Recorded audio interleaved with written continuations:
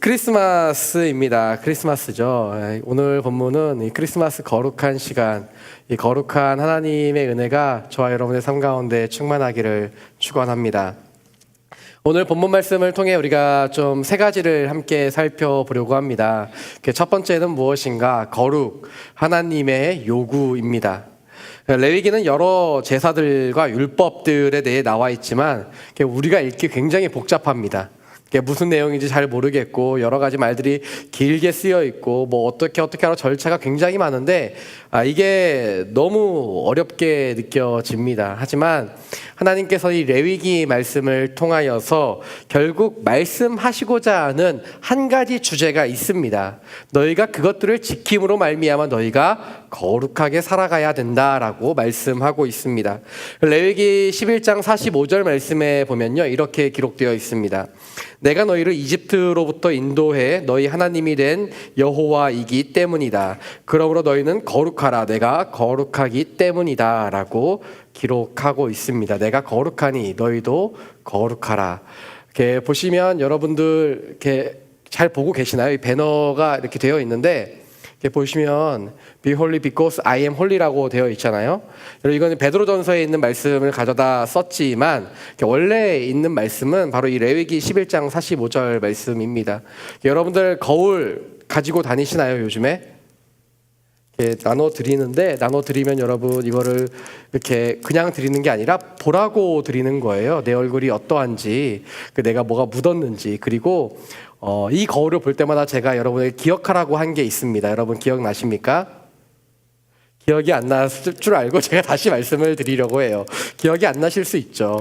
하나님의 말씀을 기억했으면 좋겠습니다. 내가 하나님 말씀 앞에서 어떻게 살아가고 있는지, 우리가 그 말씀의 거울을 통해 우리가 영적으로 더욱더 정결하고 하나님 앞에서 거룩한 삶을 살아가기를 축원합니다. 하나님께서는 우리에게 요구하시는 게 있습니다. 그것이 바로 거룩함입니다. 이 거룩함을 생각하면 우리는 가장 먼저 떠오르는 게 뭐냐면 정결함, 어떤 깨끗함, 이런 단어가 가장 먼저 떠오를지 모릅니다. 정결함과 같은 단어도 거룩의 한 측면이지만 더 깊이 들여다보면 이 거룩이라는 단어에 어떤 의미가 있는가? 거룩함은 구별하다라는 의미를 가지고 있습니다. 구별하고 따로 떼어놓는 것, 이것이 바로 거룩함의 진정한 의미입니다. 하나님께서는 우리를 따로 떼어놓으시고 우리가 구별하여 살기를 원하십니다. 우리가 살아가는 삶의 모든 현장 가운데 우리가 거룩해지고 우리가 구별되어지고 우리가 따로 떼어져 살아가기를 축복합니다. 저는 저와 여러분의 언어가요, 세상과 같지 않고 구별되기를 축복합니다. 사랑하는 여러분, 우리의 언어가 달라야 합니다. 세상 사람들과 똑같으면 안 됩니다. 하나님의 백성으로 살아가는데 구별되어 살아가져야 합니다. 또한 우리의 마음이 세상 사람들과 같지 않기를 축복합니다. 우리의 가치가 세상 사람들과 다르기를 원합니다. 그들과 다르다라는 것은 어떤 그들과 척을 지며 살아가라는 것이 아니라 그들과 다른 모습, 다른 가치관, 하나님의 말씀에 근거한 삶을 우리가 살아가기를 원합니다. 우리의 관계가 이유를 따라 이율배반적으로 움직이지 않고 섬기는 관계가 되기를 축원합니다. 세상의 가치를 따르지 않고 하나님을 따르는 삶, 그것이 바로 거룩한 삶입니다. 여러 율법을 주셨고 그것이 우리에게 어렵게 다가올 수 있습니다. 하지만 이 레위기를 통해 하나님께서 말씀하시고자 하는 것, 그것은 분명한 한 가지입니다. 출애굽한 이스라엘 백성이 하나님의 백성으로 살아가고 세상의 이방 문화 속에서 하나님의 자녀로 살아가는 것, 그것이 하나님이 원하시는 것이고 그 방법이 이 레위기에 적시되어 있습니다. 하나님의 말씀을 따라 살아가는 것이 굉장히 어렵습니다. 이 레위기 말씀을 읽고 그 말씀을 이해하는 것만큼 어려워요. 여러분 얼마나 어려운지 여러분 그 일주일의 삶 가운데 경험하시지 않습니까? 직장에서 직장 동료들 사랑하는 거 여러분 쉽습니까? 굉장히 어려운 문제. 레위기 말씀 이해하는 것만큼 어렵다니까요. 하지만 하나님께서 말씀하시는 것은 무엇인가? 너희가 이것들을 지켜 행하라. 그렇게 할 때 내가 너희에게 요구하는 거룩함이 너희 삶 가운데 이루어질 것이다 라고 말씀하고 있는 것입니다. 그렇기 때문에 삶의 현장은 온실 속의 화초와 같이 그렇게 아주 편안하고 좋은 곳이 아닙니다. 거룩함이 요구되는 그 삶의 현장은 치열한 전투의 현장입니다. 우리가 살아가는 그 삶의 현장은 정직하기 너무나도 힘든 곳입니다. 하지만 하나님께서는 말씀하십니다. 정직해라. 미움과 시기와 질투와 거짓이 난무한 그 상황 가운데, 삶 가운데에 하나님은 말씀하십니다. 너희는 서로 사랑하라. 하나님께 예배하기 힘든 곳에서 하나님은 말씀하십니다. 그곳에서 너희는 예배하라라고 말씀하십니다. 그것이 바로 하나님의 거룩을 지키며 살아가는 우리의 삶의 현장입니다. 예수 그리스도로 말미암아 우리는 거룩함을 입은 백성인 줄 믿습니다. 예수 그리스도를 믿기 전 우리는 정죄함에 빠져 있을 수밖에 없었죠. 사탄은 우리를 정죄합니다. 너는 이런 죄도 짓고 이런 죄도 짓고 하면서 막 얼마나 가끔 어렵고 힘들 때가, 마음에 눌릴 때가 있는지 모릅니다. 내가 크리스천이면서 이렇게 살아도 되나? 사탄이 우리를 정죄하는 거예요. 우리의 마음 가운데 무거움을 주는 거예요. 하지만 주님께서는 말씀하십니다. 이제는 결코 아무런 정죄가 우리 가운데 없을 것이다라고 말씀하십니다. 우리를 죄인이라 하지 않으시고 의인이라 말씀하십니다. 그러므로 나는 이제 더 이상 이전과 같지 않은 삶을 살아갈 수 있는 것입니다. 예수님으로 말미암아 우리가 거룩한 삶을 살아갈 수 있는 것이죠. 새로운 생명을 얻은 사람으로 살아갈 수밖에 없습니다. 이스라엘 민족이 애굽에 있을 때는 노예였습니다. 그들이 출애굽하고 시내산에서 십계명을 받은 뒤 이제 그들은 더 이상 노예같이 살아가지 않아도 됩니다. 이제 그들은 하나님의 백성으로서, 자유인으로서 하나님의 말씀을 따라 살아갈 수 있습니다. 하나님의 말씀을 따라 살아가면 그들 가운데 하나님께서 먹을 것을 주시고 마실 것을 주시고 그들의 인생 가운데 부족함이 없이 채우실 것이라고 말씀하십니다. 그들의 갈 길을 밝히 보여주십니다. 하나님 백성으로서 살아가는 사람들에게 주어지는 하나님의 특권이고 권리입니다. 이제는 하나님 안에서 자유를 누리며 하나님이 주시는 그 땅을 향하여 달려나아가는 삶, 그것이 바로 하나님의 백성들이 살아갈 삶의 모습입니다. 오늘 말씀을 통해 우리는 피에 대해 함께 나누게 될 텐데요. 두 번째와 세 번째는 피에 대해 함께 나누게 될 텐데, 이 피에 대해서 우리 함께 두 가지를 함께 살펴보고자 합니다. 우리 11절 말씀 함께 읽도록 하겠습니다. 함께 읽겠습니다. 시작. 이는 육체의 생명이 피에 있기 때문이다.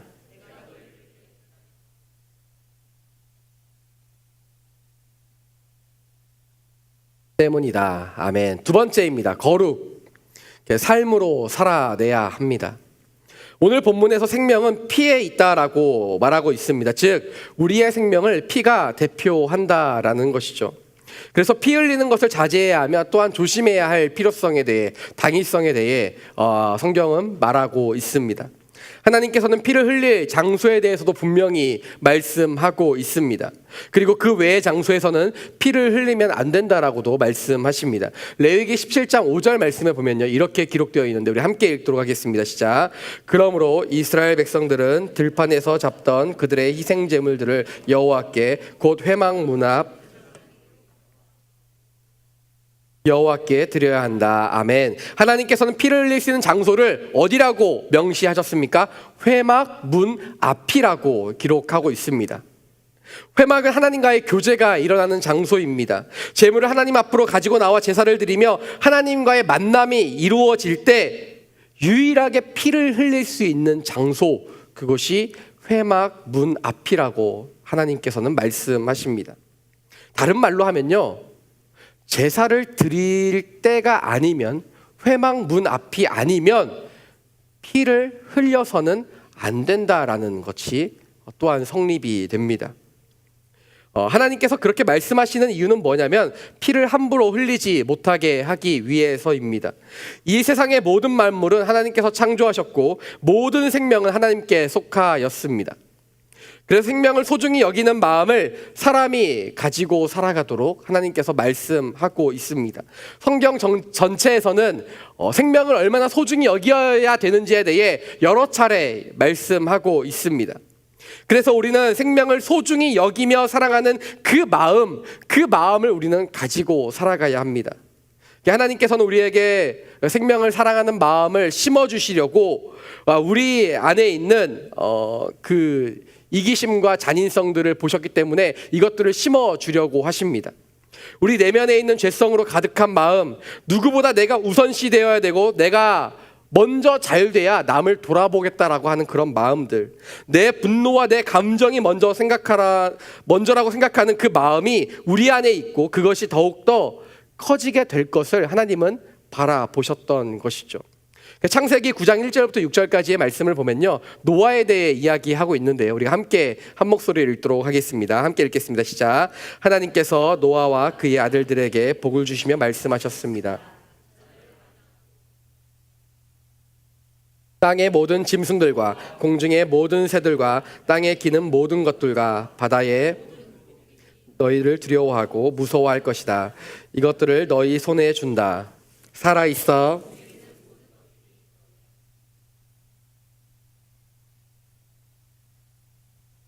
그러나 고기를 피가 있는 채로 먹어서는 안 된다. 피에는 생명이 있다. 너희가 생명의 피를 흘리면 반드시 값을 치를 것이다.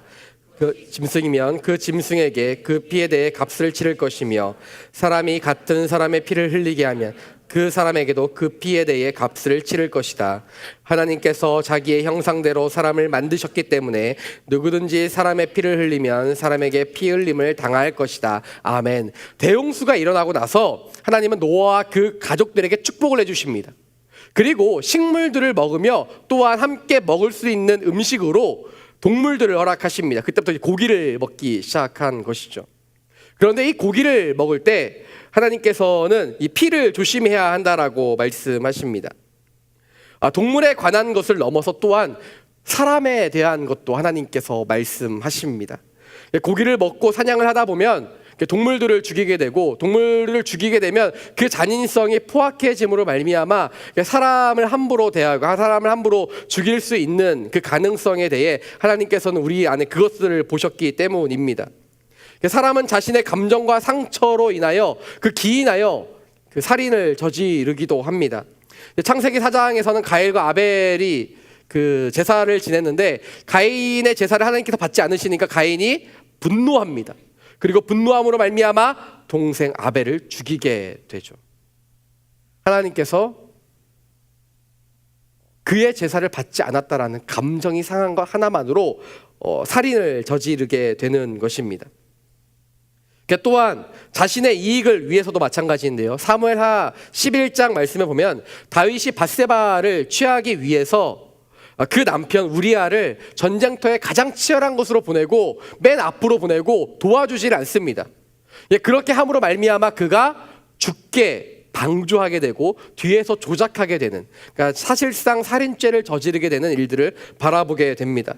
열왕기상에서는 아사압과 이세벨이 나봇의 포도원을 빼앗기 위해 자신의 그 포도원을 가지고 싶어서 누명을 씌워서 돌로 맞아 죽게 합니다.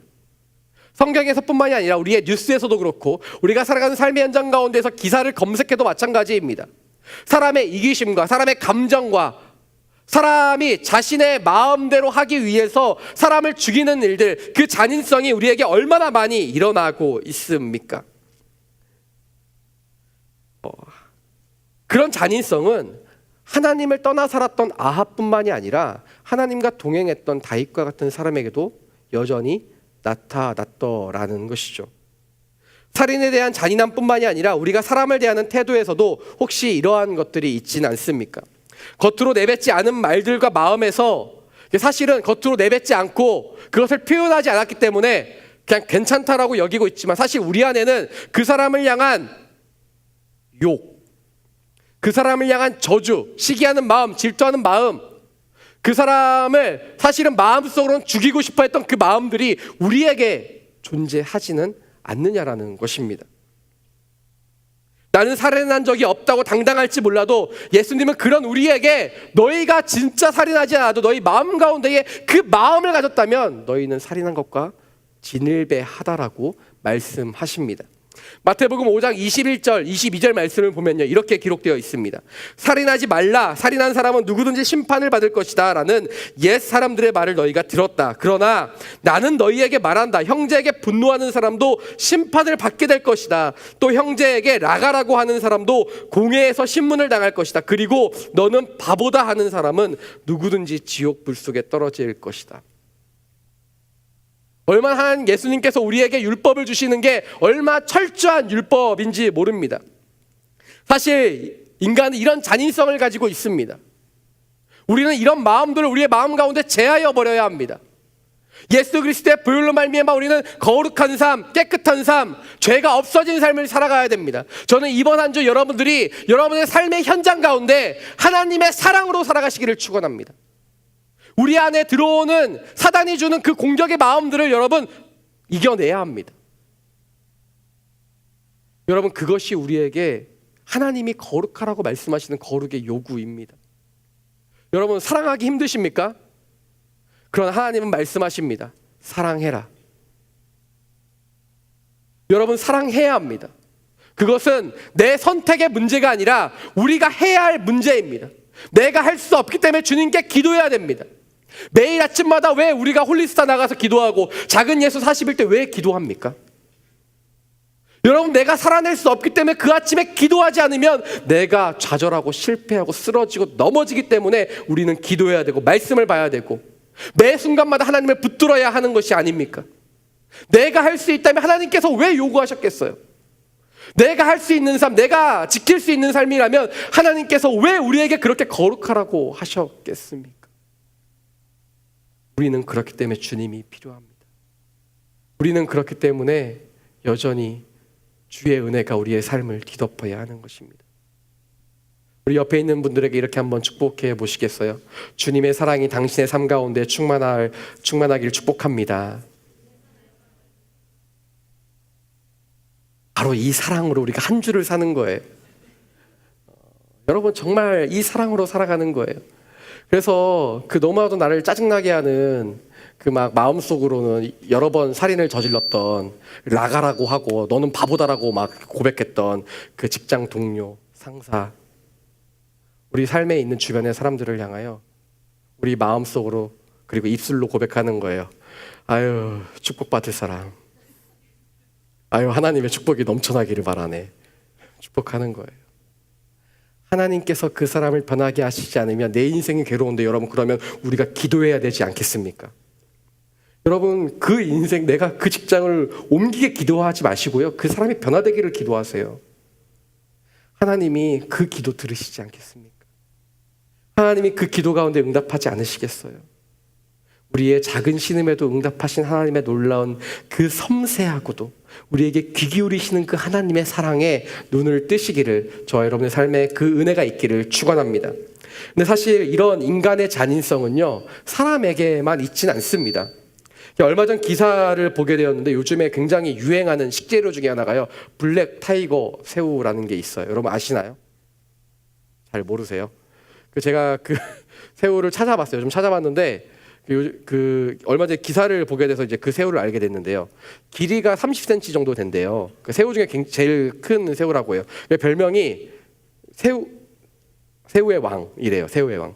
그리고 몸무게가요, 이 친구의 몸무게가 이런 거 얘기해도 될지 모르겠는데 프라이버시라서 300g 정도 된다고 이야기합니다. 굉장히 오동토동한 그런 귀여운 친구인데, 크고 귀여운 친구인데, 이 새우가요, 사실은 이게 좋고 요즘에 사람들에게 굉장히 인기가 많다라고만 알려져 있는데, 기사를 보니까 환경 파괴의 주범이라고 합니다.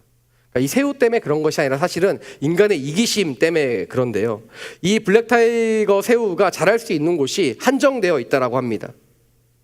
그렇기 때문에 이 생산부터 폐기될 때까지, 한 어떤 동물이나 식물이나 생산되는 시기부터 시작해서 폐기될 때까지 배출되는 온실 기체의 총량을 탄소 발자국이라고 하는데요, 이 탄소 발자국을 굉장히 많이 유발하는 것이 바로 이 블랙타이거 새우라고 합니다. 그래서 이 블랙타이거 새우가 주로 생산되는 곳이 어디냐면 맹그루보 숲이라는 곳이에요. 이 맹그루보 나무가 있는데, 지금 무슨 말인지 잘 모르시겠죠? 그런 나무가 있대요, 여러분. 그런 나무가 있는데 그 나무가 있는 곳의 주변에 산대요. 그 나무가 있는 곳에는 뭐 물고기도 잘 살고 그다음에 홍수의 피해도 막아주고 굉장히 좋은 곳인데, 그 나무를 벌목을 하고 그곳에 양식장을 만들어서 새우를 키워야만 하는 거예요. 그런데 문제는 뭐냐면 그 나무를 너무 많이 벌목을 해서 지구 온난화가 굉장히 가속화된다라는 겁니다. 우리는 열대 우림의 아마존만 알고 있는데 이 아마존보다 없어지는 속도가 4배가 빠르다고 합니다. 맹그루브 숲이. 그만큼 굉장히 어려운데 더 어려운 건 뭐냐면 이 새우를 5년 동안 그 양식장에서 키우면요, 그 주변이 완전히 파괴돼가지고 더 이상 그곳에는 아무런 농사도 지을 수 없고 양식도 할 수 없고 오염돼서 버려지는 땅이 되어야 한다라는 것이죠. 원래는 이것이 한정된 수량이었는데 사람들이 요구가 많아지자 사람들이 다 벌목해 버립니다. 그리고 이것을 양식해서 팔기 시작합니다. 사람의 이기심이 자연을 파괴하기 시작하는 것이죠. 사실은 이런 문제뿐만이 아닙니다. 사람이 자신의 이익을 위해서 얼마나 많은 자연을 파괴하고 자연을 소모하고 있는지 모릅니다. 인간의 더 좋고 편리한 것들을 위해 자연을 파괴하는 일들이 우리에게 얼마나 많이 있습니까? 저는 저와 여러분이 우리 안에 있는 잔인성을 돌아보게 되는 시간이 되시기를 축원합니다. 오늘의 교회에서 요즘에 캠페인 하는 것 아세요, 여러분? 잘 모르시죠? 어떤 캠페인을 하고 있냐면요, 에너지 절약 캠페인을 하고 있습니다. 그래서 교육자들도 텀블러 같은 거 가져와서 사무실에서 될 수 있으면 사용하자고 이야기하고 있고요. 모임 때에도 가능하면 그렇게 하면 좋겠다라고 하는, 사실 그게 어렵습니다. 저도 오늘 도곡 사무실에 있다가 이제 여기 갖다 놓으려고 가지고 왔는데요. 이게 머그컵인데 제가 이제 이거를 될 수 있으면 중대부고에서 사용하려고 해요. 저는 저와 여러분이 가방에 오실 때 다른 거 넣지 마시고 텀블러 하나씩 가져오셨으면 좋겠습니다. 종이컵 조금씩 줄였으면 좋겠어요. 종이컵 다음 주부터, 오늘 어쩔 수 없으니까, 저기 뒤에서 현우 형제님이 굉장히 자신감 있게 나는 텀블러가 있다라고 손에 들고 있는데, 여러분 다음 주에 우리 이렇게 한번 인사해 볼까요? 안녕하세요. 설교하기 전에 꼭 이렇게 인사해야 될 것 같아요. 여러분 사실은 우리가 이런 것들에 대해서 경각심을 가지지 않고 우리가 이것들을 사랑하지 않고 돌보지 않으면 그냥 우리는 사실은 자연에 대해 잔인성을 가지고 대하는 것이죠. 크리스천이라면 뭔가 하나 달랐으면 좋겠습니다. 이거 하나로 크리스천이 대변되진 않지만 크리스천이기 때문에 한 번 더 생각해 봤으면 좋겠습니다.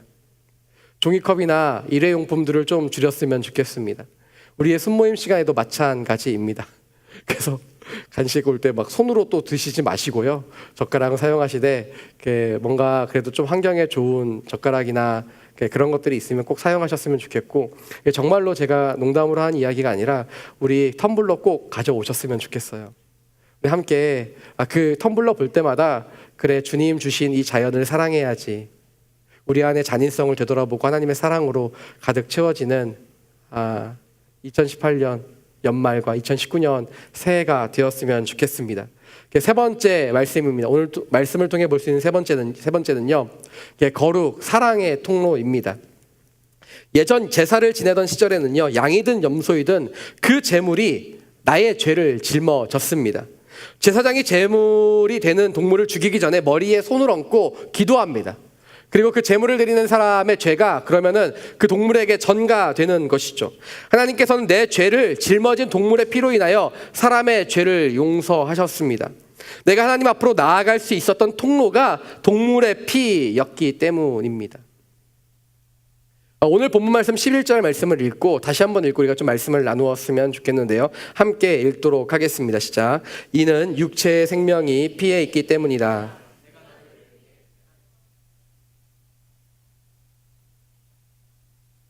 계속하는 것이기 때문이다.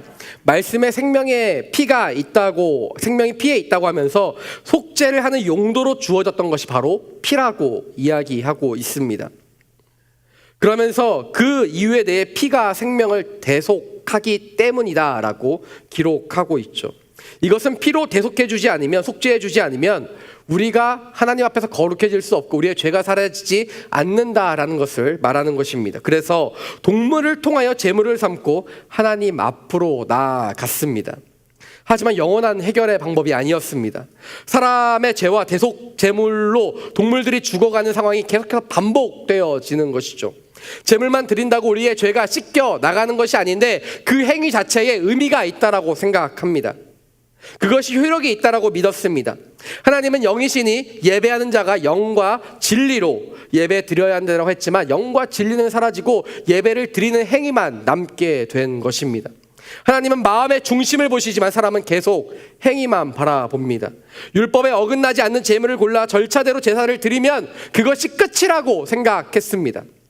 오늘 본문 11절은 내가 너희를 위해라고 기록되어 있습니다. 이 피의 제사의 방법을 주시고 또한 그 예배와 제사를 받으시는 분이 주체가 누구이신가? 하나님이시라는 거예요. 하나님이 방법을 주시고 그 예배와 제사를 받으시는 분이십니다. 속죄는 그렇기 때문에 동물의 피에 있지 않고 하나님의 손으로 일어나는 하나님의 은혜로 말미암는 것이죠. 그러니 많은 제사를 드리지만 그 제사 속에 하나님은 없을 수 있습니다. 이사야서 1장 13절 말씀을 보면 이렇게 기록되어 있는데 우리 함께 읽도록 하겠습니다. 시작. 더 이상 헛된 재물을 가져오지 말라.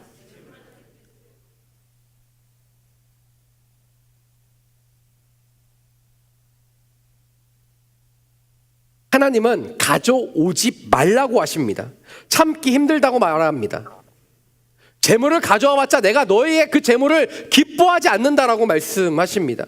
예배의 주인은 하나님이신데 예배를 드린 것으로 모든 의무를 다했다라고 생각하는 사람의 그 생각, 매너리즘에 빠져 하나님을 향한 갈망한 마음 없이 예배를 드리는 그 마음들을 도대체 하나님은 견딜 수 없다라고 이야기하는 것이죠.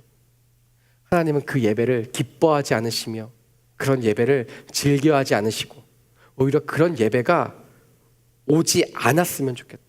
그런 예배를 드리지 않았으면 좋겠다. 그 예배는 역겹다라고 표현하고 있습니다.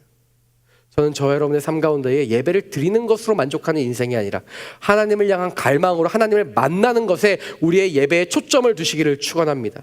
사랑하는 여러분, 예배를 나올 때 그래서 제가 누누이 말씀드리지만 그냥 나오면 안 돼요. 하나님께 예배를 드리는데 우리가 어떻게 마음을 다하지 않을 수 있겠습니까? 하나님께 예배를 드리는데 2시 넘어서 어떻게 올 수 있나요?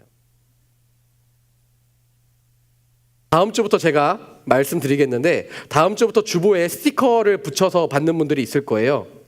2시 15분까지 노란 스티커를 받으시는 분들은요, 지각 15분이 넘어가면 빨간 스티커를 붙은 주보를 받으실 건데 그것은 결석과 마찬가지 레드카드입니다. 레드카드. 여러분, 우리가 예배 시간 지키는 거 하나 못하면서 어떻게 하나님께 전심으로 예배한다고 할 수 있을까요? 하나님을 향한 마음을 우리가 지키지 못하는데 어떻게 우리가 예배자로서 설 수 있겠습니까? 주일 하루 예배를 드리는 것도 제대로 드리지 못하는데 어떻게 삶의 예배를 드리며 어떻게 승리하며 살아갈 수 있겠습니까? 하나님은 그런 예배를 받지 않으시겠다라고 말씀하십니다. 하나님은 그런 예배가 싫다라고 말씀하십니다. 제사장이 안수할 때 내 죄가 전가되어 제사장이 동물을 죽이기 위해 칼을 대는 장면들을 바라보면서 제물을 드리는 사람이 바라보면서 아파해야 합니다. 죽어가는 절규의 소리를 들으면서 여러분 고통스러워해야 했습니다. 피냄새와 태워지는 냄새를 맡아가며 내 죽음을 대신해 죽어가는 제물을 바라보며 아파하고 영적으로 다시 각성되어지는 시간을 제사를 드리는 그 시간 가운데 느꼈어야 하는데 이제는 그 장면도 너무 익숙해져 버린 거예요. 동물이 죽어가면 죽는구나. 피를 흘리는 것을 보며 마음이 아프고 내 죄를 통감하기보다 그냥 또 오늘 제사 드려지네. 태워지는 그 냄새를 맡으며 힘들어하고 고통스러워해야 되는데 하나님과의 관계가 친밀해지는 것을 느껴야 하는데 그렇지 않고 그냥 고깃덩어리 하나 태워진다라고 생각하고 무감각했던 그들의 모습을 하나님은 싫어하셨던 것이죠. 그러니 하나님은 받지 않겠다라고 말씀하십니다. 마음 없이 예배하는 예배자들을 하나님은 원하지 않으십니다. 하나님을 향한 갈망하는 마음이 없고 회개하고 자복하는 마음이 없는 예배자들의 예배를 참을 수 없다라고 하십니다. 이런 사람의 마음을 보시고 하나님께서는 영원한 생명의 길을 예비하셨습니다. 세상에 죄가 들어왔을 때 완벽한 때 하나님의 최고의 방법으로 우리에게 그 은혜를 허락하셨습니다. 바로 예수 그리스도이십니다. 히브리서 10장 19절 20절 말씀을 보면 이렇게 기록되어 있는데요. 우리 함께 한 목소리를 읽도록 하겠습니다. 시작. 그러므로 형제 여러분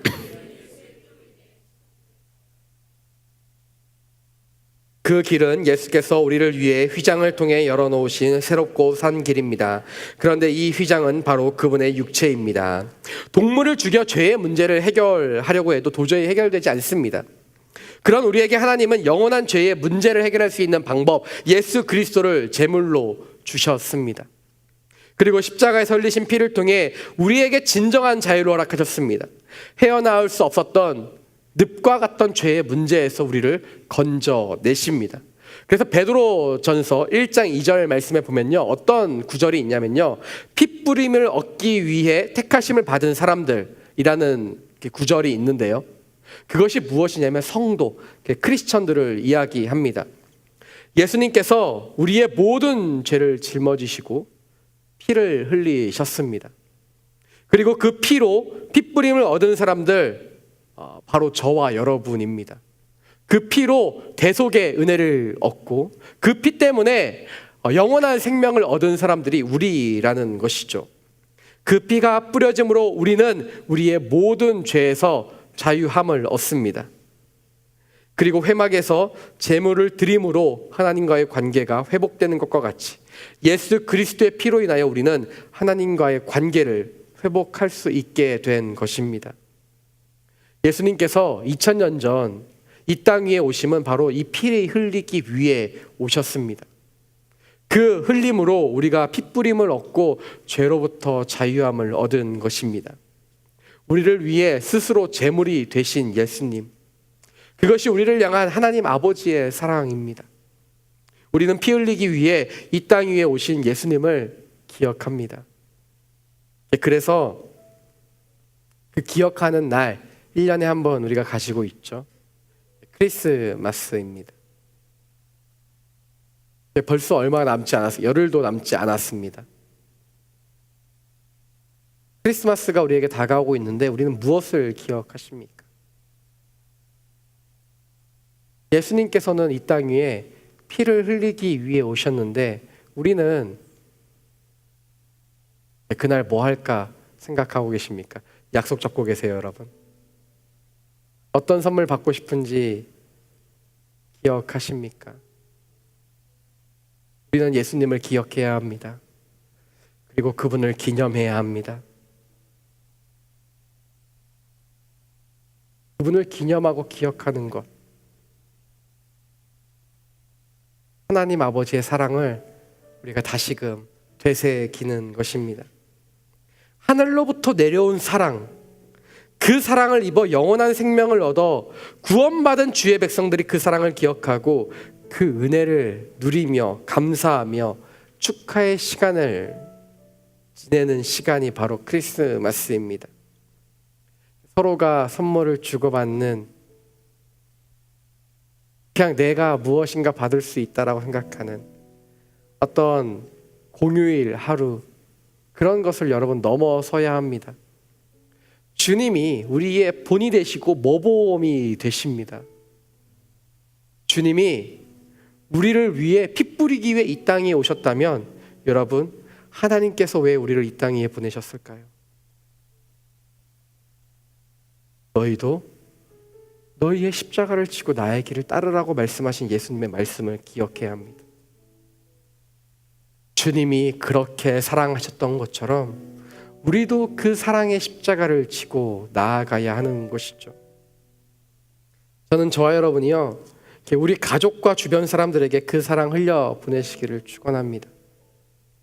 열흘도 채 되지 않습니다, 여러분. 크리스마스까지. 누구에게 연락하시겠습니까? 누구에게 그 사랑을 실천해 보시겠습니까? 누구에게 나는 사랑의 통로가 되시겠습니까? 주님은 오늘도 여전히 그 사랑의 통로가 될 거룩한 백성들을 불러 모으십니다.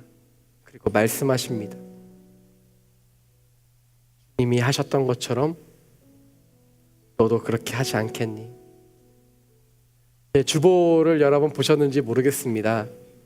주보에 보면요, 여러분, 주보는 만드는 이유는 시간이 남아서 만드는 게 아니라 여러분 보라고 만드는 것이죠.